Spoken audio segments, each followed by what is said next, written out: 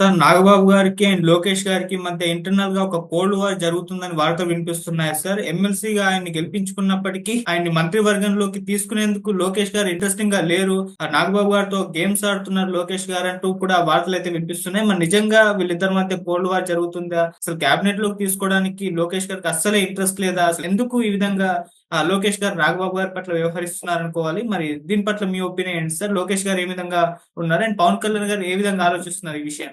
ఒక వార్త అయితే ఇప్పుడు పొలిటికల్ సర్కిల్‌లో గాని, మీడియాలో గాని వైరల్ అవుతుంది. అదేంటంటే నాగబాబుతో నారా లోకేష్ గేమ్స్ ఆడుతున్నాడు అనే వార్త వైరల్ అవుతుంది.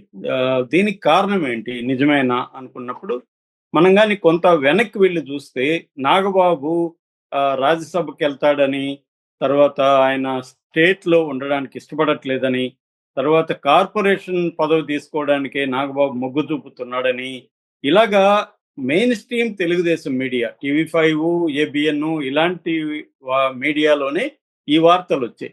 ఇదంతా ఊరికే రాలేదు. లోకేషే దీన్ని చేయించాడు అనేది ఇప్పుడు చెప్తున్నారు. ఇదంతా లోకేషే చేయిస్తున్నాడు. మీడియా దగ్గర లోకేషే చేయించాడు అనే వార్తలు ఇప్పుడు బయటకొచ్చాయి. ఎందుకంటే ఆల్రెడీ పవన్ కళ్యాణ్ ఒక తలనొప్పిగా మారాడు. లోకేష్‌కి ప్రధానంగా. ఎందుకంటే ఇవాళ ప్రభుత్వంలో చంద్రబాబు పాలసీల్ని చూసుకోవడం ప్రధానంగా చేస్తుంటే Lokesh governance day to day governance కానీ, పొలిటికల్ అపాయింట్మెంట్స్ కానీ, బ్యూరోక్రాటిక్ అపాయింట్మెంట్స్ కానీ, ఎమ్మెల్యేలతో డీలింగ్స్ కానీ అన్నీ లోకేష్ చూసుకుంటున్నాడు. ప్రతి వ్యవస్థలో లోకేష్ మనుషులను పెట్టుకున్నాడు. లోకేష్ టీమ్‌ని ఎక్స్‌టెండ్ చేసుకున్నాడు. ఈవెన్ పొలిటికల్ పదవులు కావచ్చు, నామినేటెడ్ పోస్టులు కావచ్చు, అన్నిట్లో కూడా లోకేష్ ముద్ర అంటూ ఉంది. అది లోకేష్‌కి అవసరం కూడా. ఎందుకంటే తెలుగుదేశంలో చంద్రబాబు తర్వాత లోకేషే కాబోయే సీఎం కాబట్టి తన ముద్రని పెంచుకోవడం, తన టీమ్స్‌ని పెంచుకోవడం, పరిపాలనలో తను అనుభవం సాధించడం ఇవన్నీ లోకేష్‌కి అవసరం. చంద్రబాబు కూడా దానికి అనుగుణంగానే లోకేష్‌ని ఫ్రీడమ్ ఇచ్చి వదులుతున్నాడు.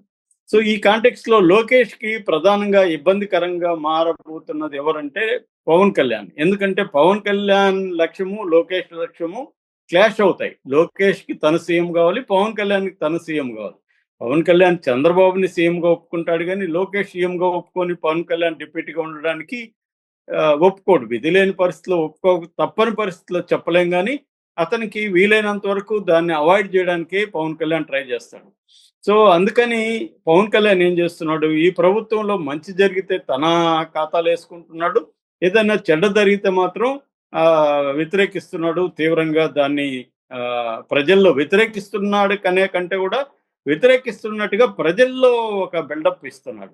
నిజానికి అతనేమి ఈ ప్రభుత్వంలో జరిగే ప్రజా వ్యతిరేక విధానాల్ని గట్టిగా ఏం వ్యతిరేకించట్లేదు పవన్ కళ్యాణ్. నేను అనేక సార్లు కూడా చెప్పాను. హామీల్ని నెరవేర్చకుండా ఉంటే వ్యతిరేకించట్లేదు. ఎమ్మెల్యేలు విపరీతంగా తినేస్తున్నారని తెలుగుదేశం మీడియానే కోడైకొస్తుంది. దాని మీద పవన్ కళ్యాణ్ ఇప్పటివరకు మాట్లాడలేదు.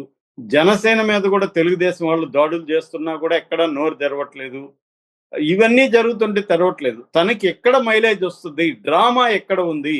పవన్ కళ్యాణ్ సినిమా వ్యక్తి. అతనికి సినిమాలో ఎక్కడ డ్రామా ఎఫెక్ట్ ఉంటది? ఎక్కడ సెన్సేషనల్ ఎఫెక్ట్ ఉంటదో తెలుసు. దాన్ని మాత్రమే పవన్ కళ్యాణ్ గ్రాబ్ చేసుకొని దాని చుట్టూ ఒక డ్రామా క్రియేట్ చేసి చేస్తాడు. మనకు బిగినింగ్ నుంచి చూడండి. పోలీసులను విమర్శించి, అనితని విమర్శించిన, తర్వాత కాకినాడ సీజ్ ది షిప్ అన్న, తర్వాత లడ్డూల విషయంలో ఆయన 11 రోజులు, ఎన్ని రోజులు దీక్ష చేసిన, దాని తర్వాత తిరుపతిలో తొక్కిసలాట్లో మనుషులు చనిపోయినప్పుడు మాట్లాడిన, అట్లాగే కడప జిల్లాలో వైసీపీ నాయకులు ఒక ఆఫీసర్‌ని కొట్టినప్పుడు అక్కడ వెళ్లి డ్రామా చేసిన, ఇవన్నీ పవన్ కళ్యాణ్ ఏం చేస్తున్నాడంటే తనకి మైలేజ్ వచ్చే విధంగా డ్రామాటిక్ ఈవెంట్స్ ఎక్కడుంటే అక్కడ మాత్రమే చేస్తున్నాడు తప్ప కన్సిస్టెంట్‌గా ప్రజల సమస్యల మీద పవన్ కళ్యాణ్ నోరెక్కడా కూడా తెరవట్లేదు. సో పవన్ కళ్యాణ్‌కి 2 ఉద్దేశాలున్నాయి. ఒకటి, జగన్‌ని మళ్ళీ రానివ్వకూడదు. జగన్‌ని ప్రతిపక్షంగా కూడా యాక్టివ్‌గా ఉండనివ్వకూడదు. ప్రతిపక్ష రోల్‌ని జగన్ నుంచి లాగేసుకొని తనే పొందాలి. లక్కీగా జగన్ అసెంబ్లీకి రాడు. కాబట్టి జగన్‌కి అసెంబ్లీలో ప్రతిపక్ష రోల్ లేదు. ప్రజల్లో జగన్ ప్రతిపక్ష పాత్ర పోషించే అవకాశాలు ఉన్నాయి.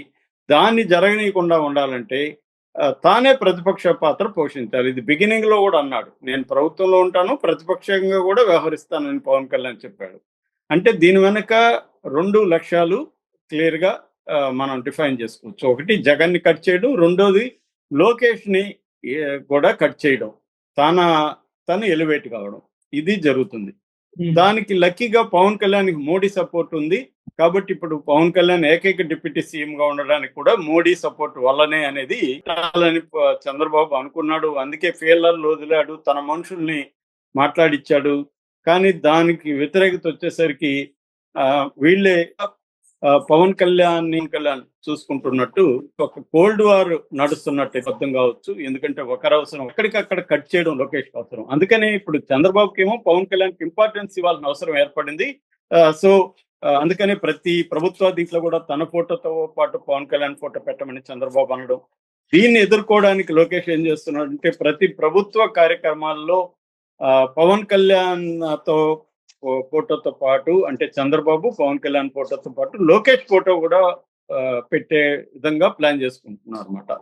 అంటే లోకేష్ అండర్ గ్రౌండ్ లెవెల్లో నరుక్కుంటా అండర్ కరెంట్ గా నరుక్కుంటూ వస్తుంటే పవన్ కళ్యాణ్ ఏమో ఓపెన్ గా మీడియాలో తన రోల్ ని పెంచుకునే విధంగా చేసుకుంటూ వస్తున్నాడు. ఇది ఇప్పుడు పవన్ కళ్యాణ్ ఎదుర్కోవడమే లోకేష్ తలనొప్పిగా మారితే ఇతను వచ్చాడు ఇప్పుడు ఎవరు నాగబాబు రంగంలోకి వచ్చాడు. నాగబాబు రేపు మినిస్టర్ అయితే అతను కూడా నోరు తెలిసి ఎట్లా మాట్లాడతాడు.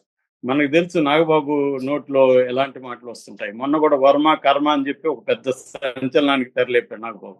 రేపొద్దున ఇద్దరు అదేదంటారు కదా, గాలికి నిప్పు తోడైనట్టు పవన్ అనే గాలికి నాగబాబు అనే నిప్పు తోడైతే ఎక్కడికక్కడ మంటలు పుట్టించగలరు వీళ్ళిద్దరు అన్నదమ్ముళ్ళు.